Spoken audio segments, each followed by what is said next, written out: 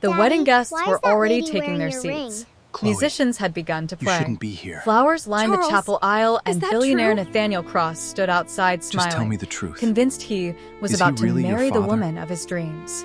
Then a tiny hand tugged gently on his sleeve. It was 3-year-old Ivy, the housekeeper's daughter. Looking up with frightened little eyes, she whispered, "She hurts Mommy every time you leave." Nathaniel smiled kindly, certain the child had misunderstood. But before he could answer, his own sister Rebecca stepped forward, her face pale.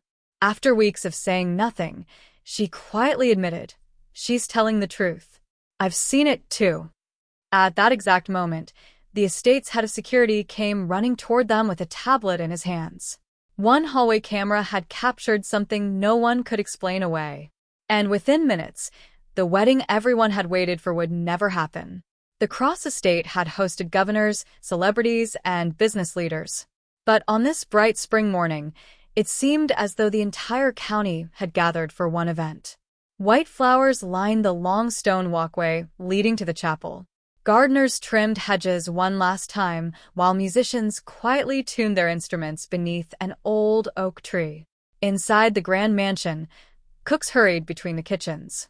Florists carried fresh arrangements from room to room, and every member of the household staff moved with careful purpose. Billionaire Nathaniel Cross wanted everything perfect for his wedding day. At 42, he had built one of the country's most respected luxury hotel companies from almost nothing.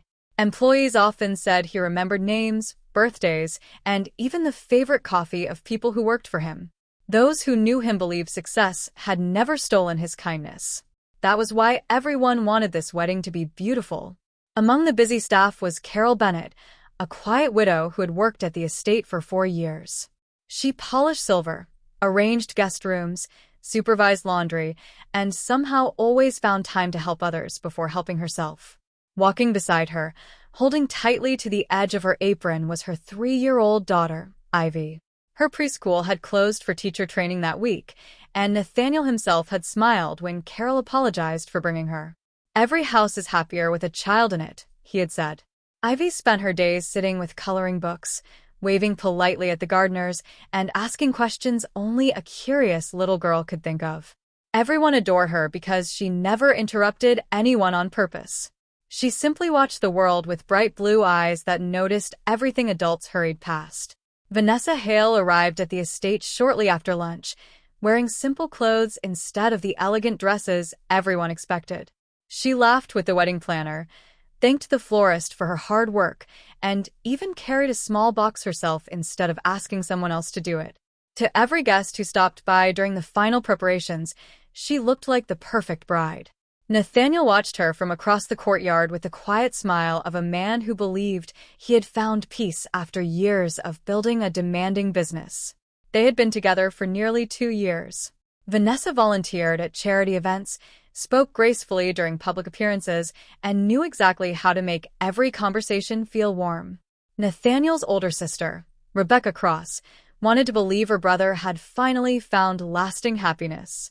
Still, every now and then, she noticed something she couldn't explain. Vanessa's smile sometimes disappeared the instant Nathaniel walked away. It happened so quickly that Rebecca often questioned herself afterward. Maybe she imagined it.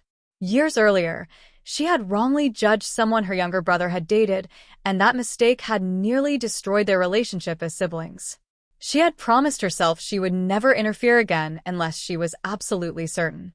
So each uneasy feeling was quietly pushed aside. She chose silence over another painful misunderstanding, never realizing that silence can sometimes become its own mistake. Carol tried to stay out of everyone's way while preparing the upstairs guest rooms. Ivy sat on the hallway rug with a picture book, humming softly to herself. Nathaniel stopped by briefly to ask whether everything was going smoothly before leaving for a meeting with the wedding coordinator near the chapel. The moment his footsteps disappeared down the staircase, the cheerful atmosphere vanished with them. Vanessa entered the hallway carrying a stack of folded table linens. Her pleasant expression hardened almost instantly. She dropped the linens onto a nearby chair and called Carol's name sharply enough to make Ivy look up from her book. "Do these flowers look acceptable to you?" she asked in a voice completely different from the one everyone downstairs had heard only moments earlier. Carol politely answered that she had simply followed the florist's instructions. Vanessa stepped closer, grabbed Carol firmly by the wrist, and hissed, "When I ask a question, don't hide behind someone else's work." Carol quietly apologized, even though she had done nothing wrong. Ivy frowned. She had never seen someone smile 1 minute and look so cold the next. Just as quickly as it had begun, footsteps echoed from downstairs. Vanessa released Carol's wrist immediately, smoothed her dress, and by the time Nathaniel appeared at the top of the stairs, she was smiling warmly again. Nathaniel noticed nothing unusual, but Ivy kept staring at Vanessa, trying to understand why grown-ups sometimes changed faces without changing clothes. The days leading to the wedding became busier, and Ivy continued noticing things no one else seemed willing to mention. Every morning, Vanessa greeted Nathaniel with laughter. But every afternoon, whenever he stepped into another room, her voice became sharper. Once she criticized a gardener until the older man lowered his head in embarrassment. Another time, she ordered a young server to carry heavy boxes back and forth because a ribbon was tied the wrong way. She never shouted where guests could hear. She never lost control in public. She simply waited until Nathaniel was gone. Carol always encouraged Ivy to stay focused on her coloring books instead of listening to adult conversations. "Some people have difficult days," she gently explained. Ivy nodded, because she trusted her mother completely. Yet one afternoon, while Carol dusted shelves in the library, Ivy quietly asked, "Why does Miss Vanessa smile only when Mr. Nathaniel comes back?" Carol froze for just a second before kneeling beside her daughter. "Sometimes adults act differently when they're stressed," she whispered, kissing Ivy's forehead. She hoped that answer would be enough, because she had no better one herself. Losing this job would mean losing the apartment they rented nearby, and the preschool Ivy loved. She couldn't risk creating trouble without proof. Rebecca's worries slowly grew harder to ignore. During a meeting with the florist, she accidentally walked into a side hallway and found Vanessa speaking harshly to two members of the cleaning staff. Before Rebecca could fully enter the room, Vanessa noticed her reflection in a nearby mirror. Within a heartbeat, her expression softened into perfect calm. She laughed lightly and thanked the employees for all their hard work as though nothing had happened. The cleaners forced nervous smiles before quickly leaving. Rebecca stood there wondering whether she had truly witnessed anything serious enough to question. She wanted to ask the staff privately, but every time she considered it, the memory of her old mistake returned. What if she misunderstood again? What if wedding nerves simply made everyone more sensitive? Nathaniel deserved happiness after years spent sacrificing his personal life for work.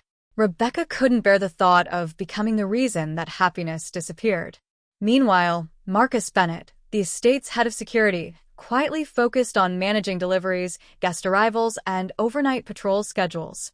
His job was protecting the estate, not judging family relationships. He noticed tension among some employees, but assumed the pressure of hosting hundreds of guests explained everything. On the evening before the wedding, the estate finally grew quiet. Decorations were finished. Guest rooms stood ready. The chapel glowed softly beneath strings of warm lights.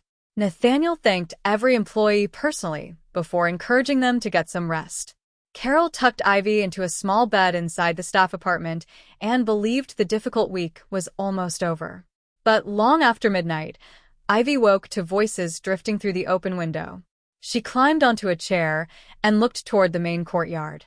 There stood Vanessa speaking angrily into her phone. Ivy couldn't understand every word, but one sentence stayed with her. "Tomorrow, everything changes," Vanessa said coldly.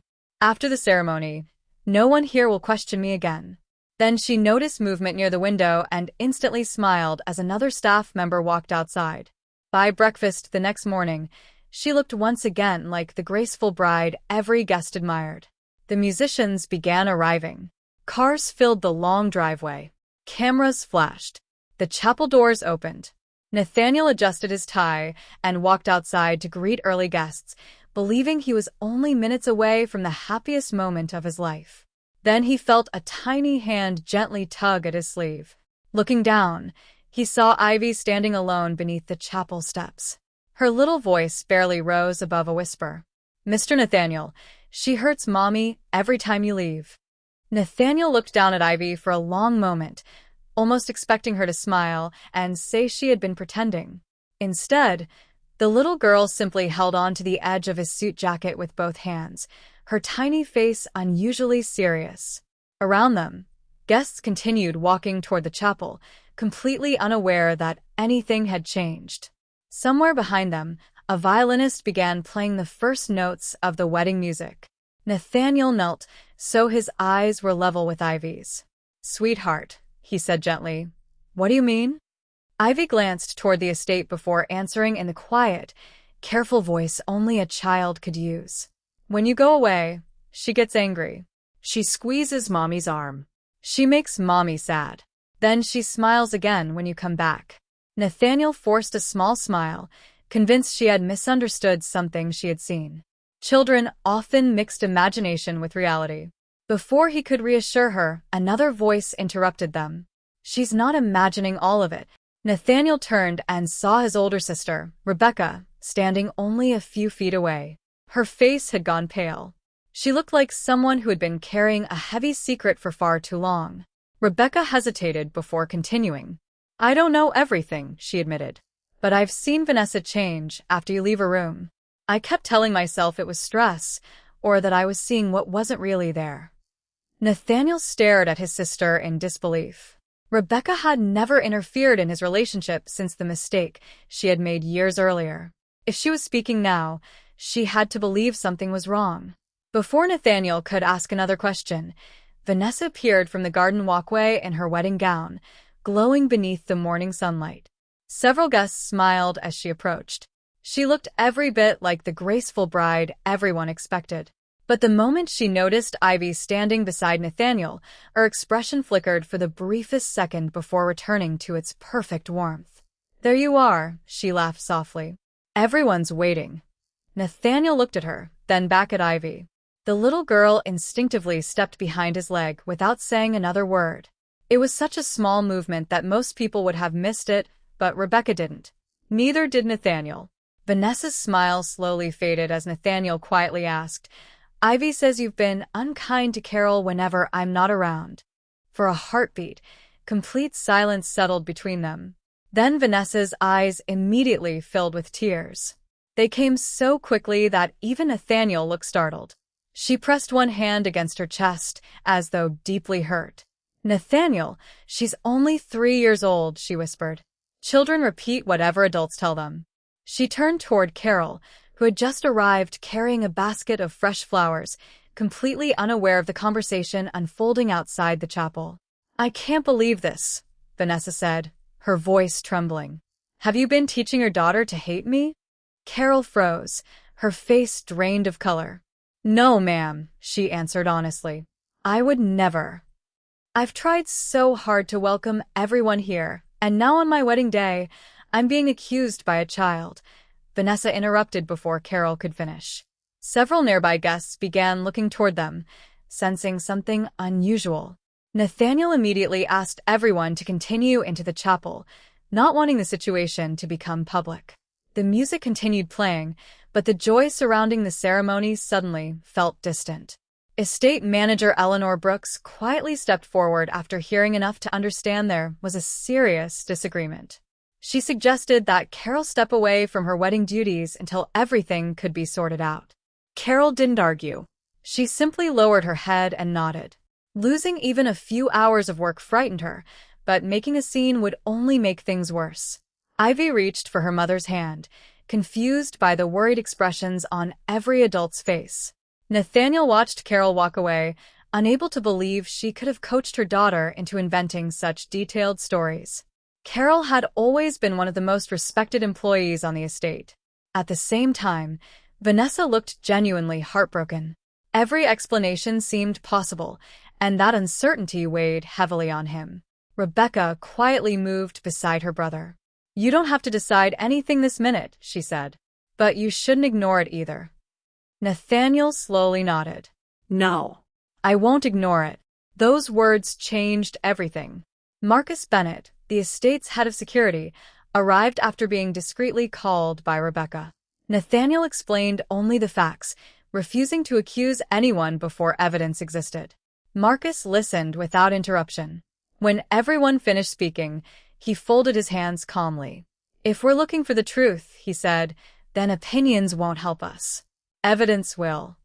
He explained that dozens of security cameras covered the mansion, gardens, service hallways, and entrances. However, finding the right recordings would take time because hundreds of hours of footage had been stored over the previous weeks. Vanessa immediately shook her head. "Nathaniel, this is ridiculous," she pleaded. "You're really going to search cameras because of a toddler?" Nathaniel answered quietly, "I'm searching because I need to know the truth." Vanessa stepped closer, lowering her voice so only he could hear. "If you delay the ceremony over accusations like these, people will never forget it." Nathaniel looked toward the chapel where hundreds of guests were waiting. Then he looked back at Ivy, who still hadn't let go of her mother's hand. For the first time that morning, he realized he wasn't worried about embarrassment anymore. He was worried about making the wrong decision. Marcus and two trusted members of his team hurried to the estate security office. Rebecca joined them while Nathaniel remained outside, greeting guests with a forced smile and quietly asking the wedding planner to delay the ceremony by 30 minutes because of an unexpected family matter. Most guests accepted the explanation without complaint. Inside the mansion, Carol sat alone in a small staff lounge, fighting back tears while Ivy climbed onto her lap. "Did I do something bad?" Ivy asked softly. Carol hugged her tightly. "No, sweetheart," she whispered. "You told what you believed was true." Ivy rested her head against her mother's shoulder before asking another innocent question. "Then why is everybody sad?" Carol had no answer. Sometimes children asked questions adults spent years trying to understand themselves. Inside the security office, Marcus began tracing Ivy's daily movements through the estate. She had mentioned hallways, flowers, and upstairs rooms. That narrowed the search, but still left dozens of recordings. Rebecca silently watched monitor after monitor, hoping she had been wrong all along. She wanted the cameras to prove Vanessa innocent. It would mean everyone could breathe again. But as the minutes passed, Marcus suddenly paused one video. The screen showed Carol carrying fresh linens through the upstairs hallway 3 days earlier. Nathaniel had just walked downstairs after speaking with Vanessa. Seconds later, Vanessa looked around to make sure no one important was nearby. Her smile disappeared. She grabbed Carol firmly by the wrist, exactly as Ivy had described. No audio was needed. Carol's expression said enough. Marcus replayed the clip once more. Then, he quietly opened another recording from a different day. Rebecca slowly covered her mouth. This wasn't an isolated moment anymore. Before Marcus could say another word, another notification appeared on one of the security monitors.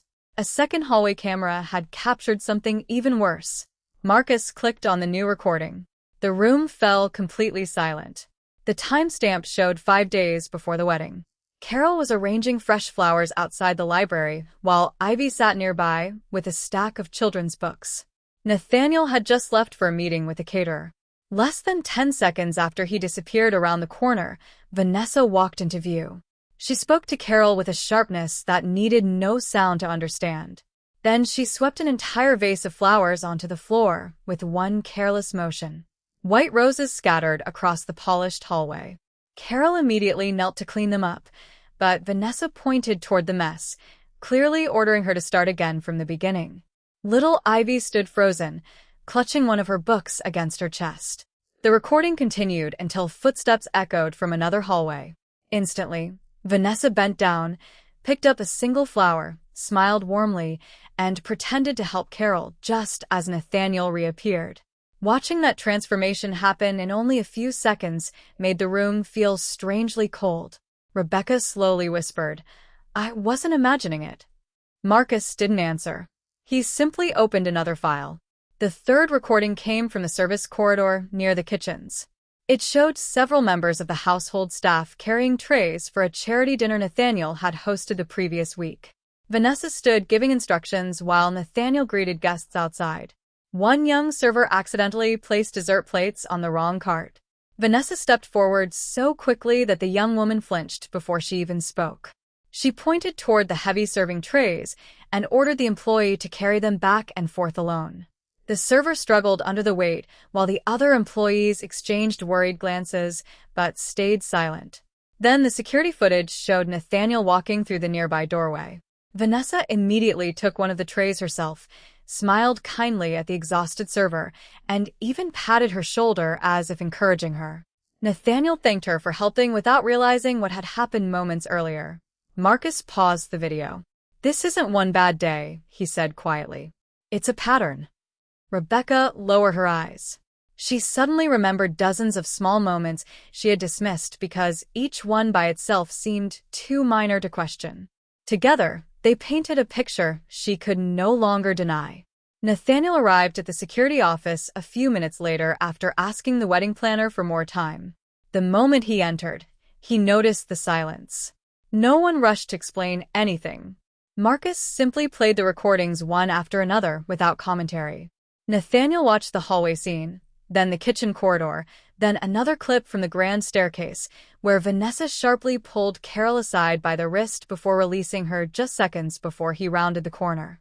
With each recording, Nathaniel's shoulders seemed to sink a little lower. He wasn't just discovering that someone had treated his employees poorly. He was realizing that every warm memory from the past several months now carried a question he had never thought to ask. How many times had he unknowingly walked into a room seconds after Vanessa had frightened someone? How many smiles had he mistaken for kindness simply because he arrived too late to see what came before them? He rubbed his forehead and whispered almost to himself, "Why didn't anyone tell me?" Rebecca answered honestly, "Because no one wanted to destroy your happiness." Carol, standing quietly near the doorway, lowered her eyes. "And because people like me can't afford to accuse someone without proof." Nathaniel walked toward Carol until they stood only a few feet apart. "Did she ever hurt you physically?" he asked gently. Carol took a long breath before answering. "Nothing that left bruises anyone would notice," she said. "She would grip my wrist when she was angry. She slammed doors. She embarrassed staff in private. She reminded us every day that, after the wedding, she would be in charge." Nathaniel closed his eyes for a moment.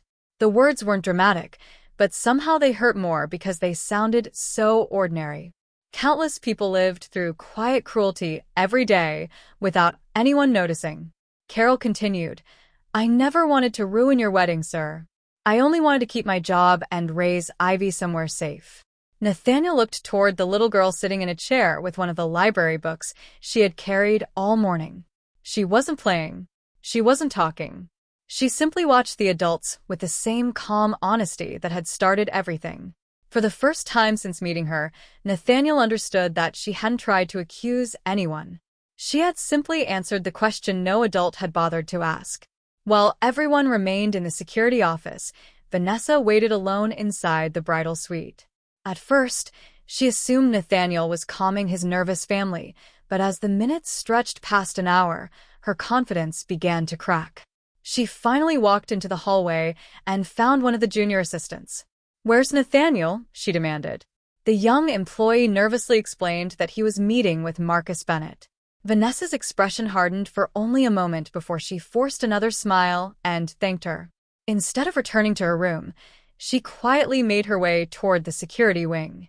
She didn't notice that one of the estate gardeners, an older man named Walter, was trimming hedges just outside an open window. Vanessa stepped inside the office corridor and found Marcus reviewing more footage. "This has gone far enough," she said coldly once the door closed behind her. "Delete whatever you found." Marcus looked at her calmly. "I can't do that." Vanessa took another step closer. "You work for this estate. Soon you'll work for me. Think carefully about which side you're choosing." Marcus never raised his voice. "I'm choosing the truth." Vanessa turned sharply and left without realizing that Walter had heard nearly every word through the open window while working only a few feet away. Walter immediately reported what he had heard to Rebecca, who quietly brought him into the security office. He repeated Vanessa's exact words without adding anything else. Nathaniel listened in silence. Marcus confirmed that the office cameras had also recorded Vanessa entering the restricted hallway, even though she had no reason to be there. Every new piece of information fit perfectly with the recordings they had already watched. Yet Nathaniel still refused to act out of anger. "I owe her one conversation," he said. Rebecca nodded. "Then let it be the last one before you make your decision." Outside, guests continued waiting patiently inside the decorated chapel. Some assumed the delay was caused by weather. Others believed the bride simply needed a few extra minutes. No one imagined that the wedding itself now rested on a single conversation between two people whose future had quietly begun to fall apart. Nathaniel found Vanessa standing alone beneath the covered walkway leading toward the rose garden. The distant music from the chapel drifted softly through the afternoon air. She smiled as though nothing had happened. "There you are," she said. "Everyone's waiting." Nathaniel looked at her for a long moment before speaking. "I've seen the security footage." Her smile remained, but only for an instant. "Footage can be misleading," she answered carefully. Nathaniel continued. "I also know you asked Marcus to delete it." Vanessa quickly shook her head. "He's lying. Walter heard you." Then Walter misunderstood. Nathaniel's voice never became louder. "Rebecca saw your behavior herself. Carol never accused you. Ivy did." Vanessa folded her arms and took one final chance. "You're choosing the word of a 3-year-old over the woman you were about to marry?" Nathaniel answered with heartbreaking calm. "No, I'm choosing the evidence and the truth that a 3-year-old was brave enough to tell." For the first time since they had met 2 years earlier, Vanessa had nothing left to say. Nathaniel looked toward the chapel doors, took a slow breath, and turned away. Then he walked inside to face hundreds of waiting guests with a decision that would change every life on the estate forever. The music inside the chapel slowly faded as Nathaniel walked to the front, not with the confident smile of a groom about to be married, but with the steady expression of a man who had finally accepted a painful truth. Nearly every seat was filled. Friends, relatives, business partners, and longtime employees all looked toward him, expecting an announcement about the unexpected delay. Vanessa remained outside for a few moments, convinced Nathaniel would come to his senses before speaking. Instead, he stepped behind the wooden podium near the altar and quietly thanked everyone for traveling to share in what was meant to be one of the happiest days of his life. Then he took a slow breath. "I owe every one of you honesty," he began. "After learning information this morning that I cannot ignore, I've decided the wedding will not take place today." A soft wave of surprise moved through the chapel, but no one shouted or demanded explanations. Nathaniel continued with dignity. "This is a private family matter, and I ask that you respect everyone's privacy." There were no accusations, no public embarrassment, only the calm voice of a man choosing integrity over appearances. Within minutes, the guests quietly began leaving the chapel. Some hugged Nathaniel, others simply nodded with understanding. The beautiful flowers remained where they were, untouched, a reminder that even the most carefully planned day can change in a single moment. Vanessa entered the chapel just as the last guests were making their way outside. She looked around in disbelief at the empty rows of chairs that only minutes earlier had been filled with smiling faces. Nathaniel was waiting for her near the front. For a long moment, neither of them spoke. Finally, Vanessa asked, "So, this is really how it ends?" Nathaniel answered gently but firmly, "No. It ended the moment you believed no one would ever discover who you became when people weren't watching." Vanessa tried once more to defend herself. She blamed stress, pressure, wedding planning, and misunderstandings. She insisted she never meant to frighten anyone. Nathaniel listened without interrupting because he believed everyone deserved to be heard. But when she finished, he quietly replied, "A difficult day doesn't create someone's character. It reveals it." Those words hung between them longer than any argument could have. Vanessa lowered her eyes, realizing there was nothing left to explain. Without another word, she removed the engagement ring, placed it gently on the front pew, and walked slowly toward the chapel doors. Nathaniel didn't stop her. Sometimes the hardest goodbye is the one spoken without anger. Outside, the estate slowly returned to its ordinary rhythm. Florists carried arrangements back to their trucks. Caterers packed untouched meals into containers that Nathaniel later asked to be donated to local shelters. Musicians quietly folded their sheet music. While everyone worked, Nathaniel searched the estate for one person. He found Carol in the staff courtyard helping another employee stack empty boxes, as though she still expected to be dismissed at any moment. When she noticed Nathaniel approaching, she immediately apologized. "I'm so sorry all of this happened on your wedding day, sir." Nathaniel gently shook his head. "Carol, you have nothing to apologize for." He reached into a folder he was carrying and handed her several documents. She looked down in confusion before her eyes filled with tears. It was a new employment contract. Effective immediately, she was being promoted to head of household operations, overseeing every member of the estate staff. The position included a higher salary, health benefits, retirement contributions, paid vacations, and a renovated cottage on the estate grounds so she and Ivy would always have a secure home. Carol tried to speak, but emotion stole the words from her. Nathaniel smiled kindly. "You spent years taking care of this estate. It's time the estate started taking care of you." Rebecca watched the conversation from a nearby garden bench with quiet relief. She carried guilt for remaining silent when she first noticed Vanessa's behavior, and that burden had weighed heavily on her heart. Later that afternoon, she asked Carol if they could walk through the gardens together. "I owe you an apology," Rebecca admitted. "I saw pieces of the truth long before today. I kept convincing myself they weren't enough." Carol placed a comforting hand on her arm. "Fear makes good people hesitate," she replied. "What matters is that you found the courage before it was too late." Rebecca smiled sadly. "It wasn't my courage that saved us." Both women turned toward the lawn where Ivy was carefully picking up flower petals that had fallen from the canceled ceremony. The little girl happily placed them into a small basket as though nothing extraordinary had happened. She had never understood the weight of the truth she carried. She had simply believed adults should know when someone was making her mother cry. Watching her, Rebecca quietly whispered, "Sometimes wisdom arrives in the smallest shoes." Over the following weeks, the atmosphere at Cross Estate changed in ways that couldn't be measured by new contracts or job titles. Employees who once walked carefully through the hallways now greeted one another with relaxed smiles. Staff meetings became conversations instead of silent instructions. Nathaniel personally invited every department to share ideas about improving the estate, turning it into a place of genuine warmth, safety, and respect for everyone.